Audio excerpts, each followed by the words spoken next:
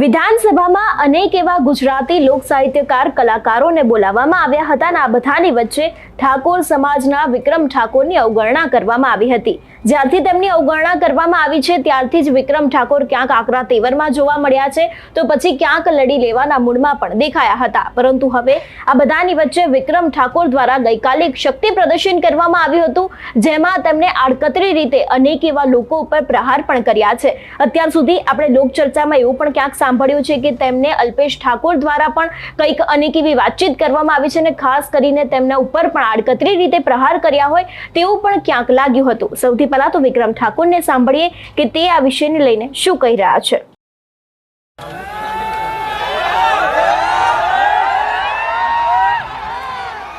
जय क्षत्रिय ठाकुर समाज, जय सर्वे समाज। આપણા પોતપોતાની જય બોલાય નહીં ચાલે, દરેક સમાજને સાથે લઈને આપણે ચાલવું પડશે। અને ઘણા સમયથી જોતો આવ્યો છું, કોઈ પણ આવું કોઈ આયોજન હોય ઠાકોર સમાજનું તો હજારો લાખો સંખ્યામાં આપ લોકો જોડાવ છો અને મહિના પહેલા આયોજન થતા હોય છે, અઠવાડિયા 10-15 દિવસ પહેલા આયોજન થતા હોય છે અને બધાને જણાવવામાં આવ્યું છે કે ભાઈ 10-15 દિવસ પછી, મહિના પછી આપણે ઠાકોર સમાજ, ક્ષત્રિય સમાજનું આવું સુંદર મજાનું આયોજન કરવા જઈ રહ્યા છીએ। ત્યારે આટલી સંખ્યા ભેગી થાય છે, જ્યારે ખાલી કાલે જ એક રીલ મૂકી મેં ઇન્સ્ટાગ્રામમાં, એમાં પાસે ખાસ યુવાનોને જ ખબર હોય, બરાબર? અમારા વડીલોને તો ખબર નહીં હોય કે ઇન્સ્ટાગ્રામ હું રીલ છે કઈ ખબર ના હોય, તોય તમે જુઓ આટલા બધા મારા ચાહકો, ઠાકોર સમાજ, ક્ષત્રિય સમાજ ને બીજા સમાજના પણ બધા મારા ચાહકો અહીંયા ઉપસ્થિત રહ્યા, કલાકારો ઉપસ્થિત રહ્યા। એ જ મારી તાકાત નહીં પણ આપ સૌની તાકાત છે। મને કાલે ઘણા બધા પ્રેસવાળા આવ્યા હતા, તો બધા અલગ અલગ સવાલ પૂછતા હતા। અમુક એવા સવાલ પૂછતા હતા કે અમે ઉશ્કી રહી ના જાઉં।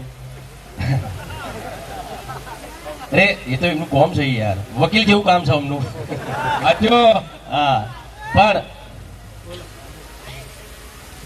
બધું ઇન્ટરવ્યુ બધું પૂરું થયું પછી ઘણા બધા મીડિયાના બધા મિત્રો મને મળ્યા। હું પહેલી વાર બોલતો હતો, આમ કેમેરા સામે તો પિક્ચરમાં એક્ટિંગ કરીએ, ભૂલે પડે, ના બોલવાનું બોલી જઈએ, પણ ભૂલ પડે એટલે કટિંગ કરી પછી સુધરી જાય। પણ એટલા બધા આડાવડા સવાલ બોલ્યા એમણે પછી જ્યારે બધું સમાપન થયું ત્યારે બધા મળ્યા મને કે વિક્રમભાઈ ખરેખર તમે પહેલી વાર બોલો છો આવી રીતે? હા તો એટલે કે અમે આટલું આડું બોલ્યા, આટલું બધું તમને ભરમાયા, તમને પણ તમે એક શબ્દ કોઈના વિશે ખરાબ ના બોલ્યા। એમ કોઈ ખબર નહીં, જે બોલ્યો એ દિલથી બોલું છું, બરાબર?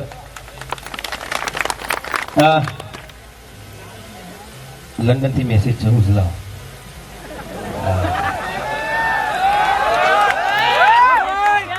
લંડન, હા વિક્રમભાઈ તમે આવો લંડન, જે ખર્ચો થશે અમે ભોગવીશું। હા, લંડનમાં દરેક મિત્રો તમારું સન્માન કરવા માંગે છે એવું લંડનના બધા ચાહક મિત્રો કહે છે। ભલે આવતો, હેલો, ઘણા વર્ષોથી ફિલ્મ લાઈનમાં છું, 2006 તમને ખબર હશે, મેં મીડિયા સામે પણ ઘણી વખત વાત કરી ને 2007માં મુખ્યમંત્રી મોદી સાહેબ હતા ત્યારે મારી ફિલ્મ રિલીઝ થયેલી પ્લીઝ જન્મને ભૂલાશે નહીં, આપ લોકોને ખબર હશે। તો એ ફિલ્મ માટે મને બેસ્ટ એક્ટરને બેસ્ટ ફિલ્મ એવોર્ડ એ વખતે મોદી સાહેબ હતા, એ વખતે મને મળ્યો હતો। ત્યાર પછી અત્યાર સુધી કશું મળ્યું નહીં। મોદી જતા રહ્યા પણ સરકાર તો એ છે ને, હા, એ વખતે એટલી સારી એક્ટિંગ પણ નથી આવડતી। કદાચ એવું બન્યું છે કે ઠાકોર સમાજના આવરી લેવા માટે પણ એવું કર્યું હોય, એવું પણ બને, પણ જે પણ હોય પણ એ વખતે સન્માન તો કર્યું હતું ને ભાઈ। જ્યારે ઠાકોર સમાજ માટે 3 સેક્ટરમાં જગ્યા આપવામાં આવી ત્યારે મોદી સાહેબ ભાષણ કરતા હતા ત્યારે હું ભાષણ બેસી રહ્યો હતો આવી રીતે. ત્યારે મોદી સાહેબે કીધું હતું કે વિક્રમ ઠાકોર ક્યાં છે? વિચાર કરો એ માણસ કદી હું એમને મળ્યો નહોતો, એ પણ મને મળ્યા નહોતા, તો એમને એટલી ખબર હતી એ વખતે તો વિક્રમ ઠાકોર કોઈ છે, એ વખતની વાત કરું છું. તો અત્યારે એ જ સરકાર, તો એ સરકારના લોકોને ખબર નહીં કે વિક્રમ ઠાકોર કોણ છે. ચલો જવા દે બધી વાત, આપણી વાત નહીં કરવી, આપણે બધી વિવાદોમાં પડવું નહીં. હું પહેલાં કહું છું, આપણે વિવાદ માટે ઊભા નહીં થયા. આપણે દરેક સમાજના કલાકારોને માન સન્માન મળે એટલા માટે આપણે આ હું લાઈવ થયો હતો ને આપણે જે અત્યારે પણ છે એટલા માટે છીએ. કોઈ ભાજપ નહીં, કોઈ કોંગ્રેસ નહીં. આ અમુક નેતાઓ બોલે તો એમને તો બહુ બોલવું પડે પાછું. હા, એ તો એમને તો મોકો જોતો તો એટલે બોલી કાઢ્યું. એ તમારો વિષય છે, મારો વિષય નહીં. એ પણ એ મારો વિષય નથી. આમાં શું છે કે ભાઈ જે થઈ રહ્યું હતું એના પછી ઘણા બધા મારા પિક્ચરો આવ્યા, મા બાપના આશીર્વાદથી લઈને પ્રેમ ગુરી તારો કેમ કરી ભૂલે, રાજાતી તારા વિના ગમતું નથી, અવતાર ધરીને આવું છું, ખેડૂત એક રક્ષક, એની પણ મીડિયામાં મેં વાત કરી જ હતી. હમણાં ટૂંક સમયમાં જ રિલીઝ થઈ હતી અને એટલી બધી ચાલી. રાતના 12 થી 3 ના શો પણ ચાલતા હતા. કલોલમાં આપણે એક થિયેટર છે મલ્ટીપ્લેક્સ, ત્યાં ને ઘણી બધી જગ્યાએ લાખો લોકોએ પિક્ચરને પસંદ કરી અને ઘણા બધા એવોર્ડ થતા હોય છે બહાર. પણ એ બધા એવોર્ડ કેવા હોય છે ખબર તમને? પૈસા આપો ને એવોર્ડ લઈ જાઓ, બરાબર? એટલે એ બધા એવોર્ડમાં હું જતો નથી. પહેલાં જ્યો તો 1-2 વાર, પણ પછી મને ખબર પડી છે કે ભાઈ મને તો બિહાર રાખ્યું છે, બધા જુઓ હતો હતી, હું જતો રહે તો બધું જતું રહેશે, એટલે બધાને એવોર્ડ આપી દીધા. પછી સમાપન કરી નાખ્યું. વાહ, જોરદાર કહેવાય, કેવું પડે. પછી નક્કી કર્યું કે આપણે એવા પ્રાઇવેટ એવોર્ડમાં જવું નહીં, પણ આ તો સરકારનો એવોર્ડ હતો ભાઈ. સરકારી એવોર્ડ મળવાનો હતો મને ખેડૂત એક રક્ષક પિક્ચર માટે. તો મને બહુ આશાઓ હતી કે ચલો ભાઈ એ તો બધા ખરીદીને એવોર્ડ લે છે બધા, બરાબર, પ્રાઇવેટ એવોર્ડ વાળા હતા, પણ આ તો સરકારી એવોર્ડ ને મારું ખેડૂત એક રક્ષક નોમિનેશન આ પિક્ચરનું થયું છે. બીજી ઘણી બધી પિક્ચરો હતી ને બધી ઘણી બધી સારી પિક્ચરો હતી ને પિક્ચરોને એવોર્ડ પણ મળ્યા ને બહુ સારી પિક્ચરોને એવોર્ડ મળ્યા. એ બધી વસ્તુ બરાબર છે, પણ આમાં અમુક કેટેગરી હોય કેવી, best hero, best singer, best music director, best actor, actor બોલી કર, હીરોઈન એક્ટર એક જ થયું, best director, best story, best fight, આવી ઘણી બધી કેટેગરી હોય નોમિનેશન જ્યારે આપણે પિક્ચર થતું ને કોઈ બીનું. તો તમે નહીં માનો, એ પિક્ચર તમને બધા ખબર જોઈ છે પિક્ચર. મારા માટે કહેવા નહીં માગતો ભાઈ હો કે જોરદાર પિક્ચર હતી એવી, મારા માટે નહીં કહેવા નહીં માગતો. હાથ ઊંચો કરી કહો તમે, કેવી પિક્ચર હતી? જોરદાર, બરાબર. તો એ પિક્ચર સરકારમાં ગયો તો મને ઘણી પિક્ચર સરકારમાં ગઈ તો મને ઘણી બધી આશા હતી કે આ પિક્ચરને એક કેટેગરીમાં તો એવોર્ડ મળશે. એ વખતે એકેય કેટેગરીમાં આ પિક્ચરને એવોર્ડ ના મળ્યો. તો આ ચૂક કોની કહેવાય? કોની કહેવાય? સરકારની, બરાબર. ઓકે, ચલો, સરકારની. એક વસ્તુ કહું, એ પિક્ચરમાં છે ને ખેડૂતને સરકાર કેવા કેવા લાભ આપે છે આવી તો અમે વાત કરી હતી, એવા મેસેજ અમે આપેલા કે ભાઈ સરકાર લાભ આપે છે ખેડૂતોને. દીકરીઓને ભણાવવાની વાત, ભાઈ બહેનની વાત, ખેડૂતની વાત, છતાંય પિક્ચરમાં તમે ફાઇટ જોતા, ગુજરાતી પિક્ચરની વાત કરું છું, બીજા પિક્ચરો ગુજરાતી પિક્ચરોની ફાઇટ ના આપણા મારા પિક્ચરોની ફાઇટ કેવી હોય? સારી હોય છે ને, બીજા કરતા તો સારી હોય છે ને. હા, ગીતો, એ પિક્ચરનું ડિરેક્શન જીતુ પંડ્યાએ કરેલું કેટલું જોરદાર હતું. બધી જ રીતે એ પિક્ચર પણ પછી એક બી કેટેગરીમાં એવોર્ડ ના મળ્યો. ત્યારે 1-2 ન્યૂઝ ચેનલમાં મારી ચર્ચા પણ થઈ. ત્યારે મેં કીધું એ લોકોને કે જો ભાઈ મને પહેલાં બી એવોર્ડ કોઈ આપતા નહોતા, પેલા પ્રાઇવેટવાળા, સરકારી વાળાએ આવું કર્યું, બહુ આશાઓ હતી. પણ તોય મેં કીધું કે મને ત્યારે પણ હું બોલ્યું તો મને એવોર્ડ બેસ્ટ એક્ટરનો એવોર્ડ મળે કે ના મળે, પણ આ પિક્ચરને બીજી બધી કેટેગરીમાં 1-2 એવોર્ડ તો મળવા જોઈએ. એમાંથી ખાસ બેસ્ટ ફિલ્મ. કેમ કે મને આશા હતી કે ચલો બધું જ જવા દે, સરકાર એ તો કહે છે ને કે ભાઈ સરકારનું આમાં બહુ સારું બોલ્યા છે આ લોકો, સરકાર ખેડૂતને કેવા કેવા લાભ આપે છે એવી વાત કરી છે, તો બેસ્ટ ફિલ્મનું એવોર્ડ તો મળશે ને, મને એવું હતું. પણ એ પણ ના મળ્યું. એની જવાબદાર કોણ?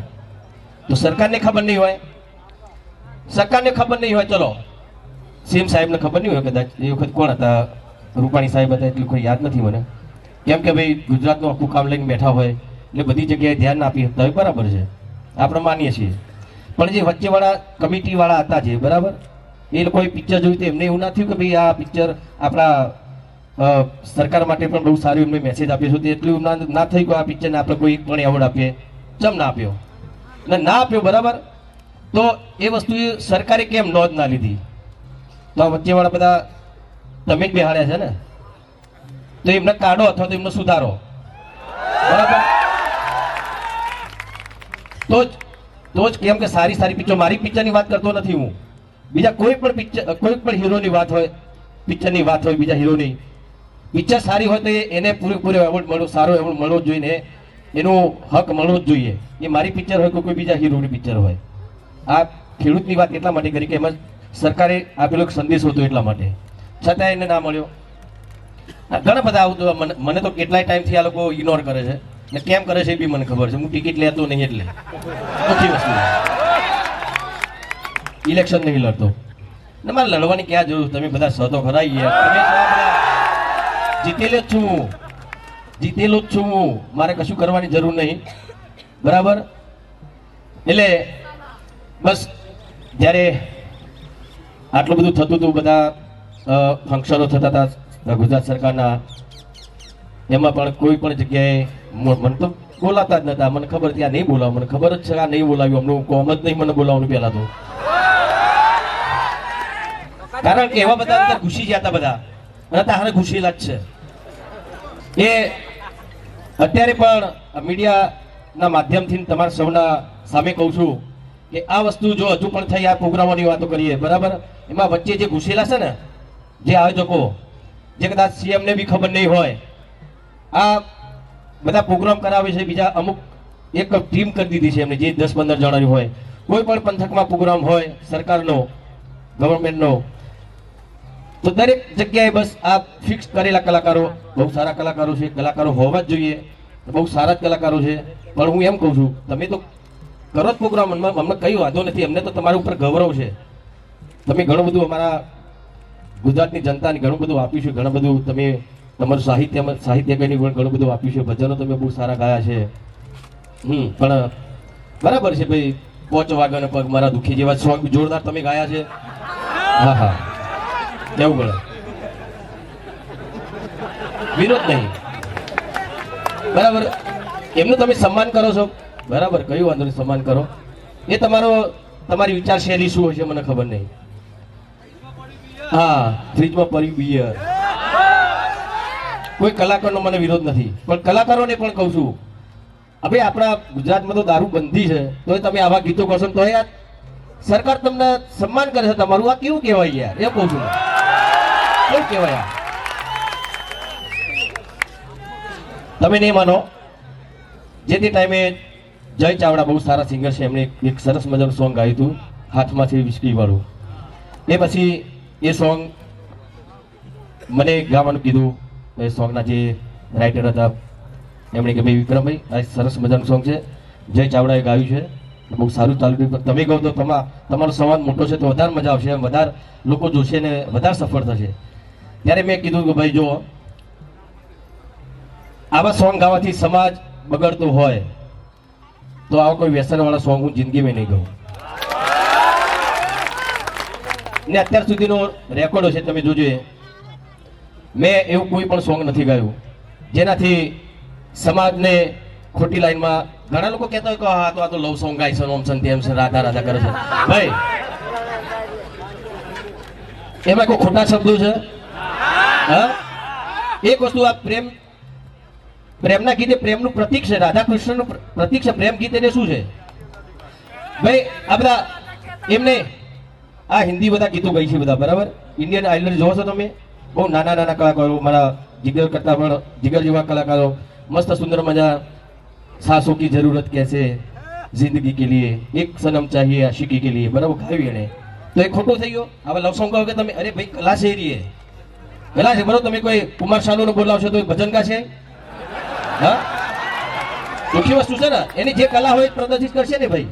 તો અમે કલાકાર છીએ, અમારી આ કલા છે, આ લોકગીતો કહીએ છીએ, સાથે ભજન પણ ગઈએ, સંતવાણી કરીએ છીએ, માતાજીના ગરબા પણ ગઈએ છીએ, સમાજ માટે સમાજ જાગૃત થાય એવા વર્ષો પહેલાના અમે ગીતો ગઈએ છીએ, જાગો જાગો ઠાકોરો જાગો, આવા ગીતો ગઈએ છીએ, ભાઈ બહેનનું ગીતો ગઈએ છીએ, અમે મા બાપના ગીતો ગઈએ છીએ, બાપ અને દીકરીના ગીતો ગઈએ છીએ. એ તમને નહીં દેખાતું. તમે ખાલી લવ સોંગ, અરે લવ સોંગ એ બધી ખોટી ખોટી વાતો ના કરશો, અમને પાડવાની કોશિશ ના કરશો ભાઈ, બરાબર? અમને પાડનારા પડી ગયા છે, એટલું યાદ રાખજો. એટલે સરકારને મારી ખાલી એક જ વિનંતી છે કે આવા લોકો આયોજકો છે જે અંદર ઘૂસી ગયા છે સરકારમાં, એવા લોકોને તમે સબક શીખવાડો, એમને થોડી ટકોર કરો. કાઢવા તો કાઢી નાખું, હું એવું ના કહું મારાથી ના કહેવાય બી, બચારો એમનું જે બી હોય કાઢતાની પણ ટકોર કરજો. અને આગળ આવી કોઈ સારી સારી ફિલ્મો આવતી હોય કોઈ પણ કલાકારની, હું છું